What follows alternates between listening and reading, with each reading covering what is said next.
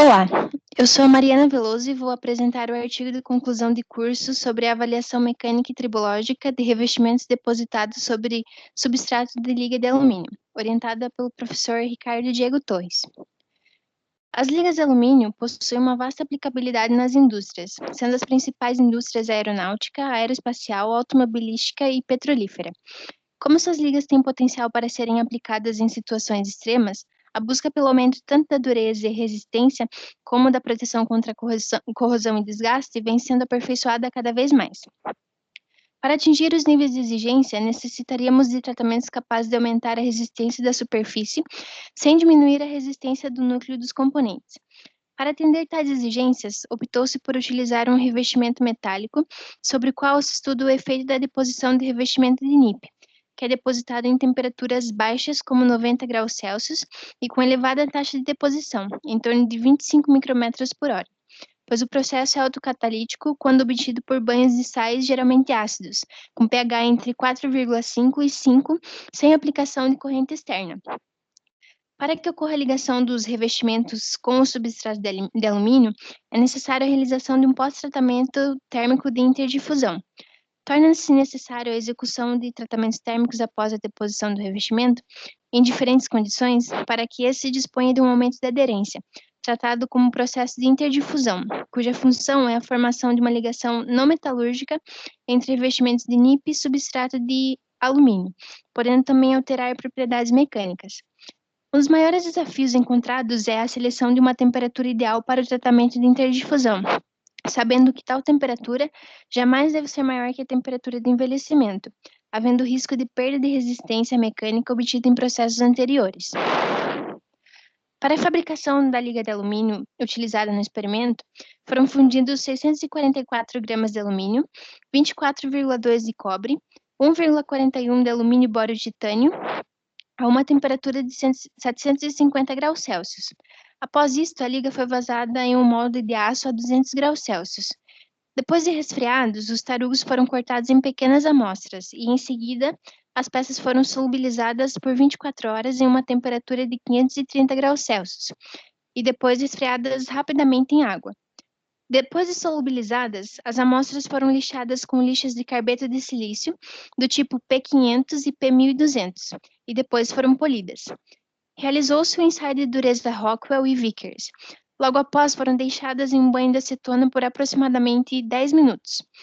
Para a deposição do NIP, preparou-se o banho químico composto por 800 ml de água deionizada, 34 gramas por litro de sulfato de níquel, 35 gramas por litro de hipofosfito de sódio, 35 gramas por litro de ácido málico, 10 gramas por litro de ácido succínico e 50 ml de hidróxido de amônio.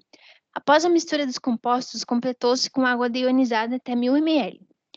A solução foi aquecida por um equipamento de banho-maria até atingir 90 graus. Com o termômetro, foi verificado se a solução estava de fato a 90 graus. Também verificou-se o pH. As amostras de alumínio foram posicionadas na lateral do becker, de forma a não encostar as laterais umas nas outras, e mantidas por aproximadamente 2 horas. Após o processo de deposição, as amostras foram conduzidas ao processo de envelhecimento e interdifusão em uma única etapa, submetida a 250 graus Celsius entre 2 e 48 horas. A diferença entre as amostras sem e com tratamento térmico de interdifusão é notável pelas imagens mostradas, onde a camada de revestimento desprende-se quase que completamente da superfície da liga metálica. Foram medidas as durezas da liga metálica sem o revestimento. Algumas das amostras foram cortadas na transversal e analisadas através da espectroscopia de raio-x por dispersão de energia, o EDS. Foram realizados ensaios de difração de raio-x, DRX, com um ângulo de detector de 20 graus até 100 graus, a uma velocidade de 1 grau por minuto e 5 graus de incidência de feixes de elétrons na amostra, corrente de 30 A e voltagem e tensão de 40 volts, e uma rotação de 20 RPM. Posteriormente à etapa do DRX, foi realizado o ensaio de dureza Vickers, no qual foi usada uma carga de 100 gramas. Também foram realizados ensaios de tribologia com trilhas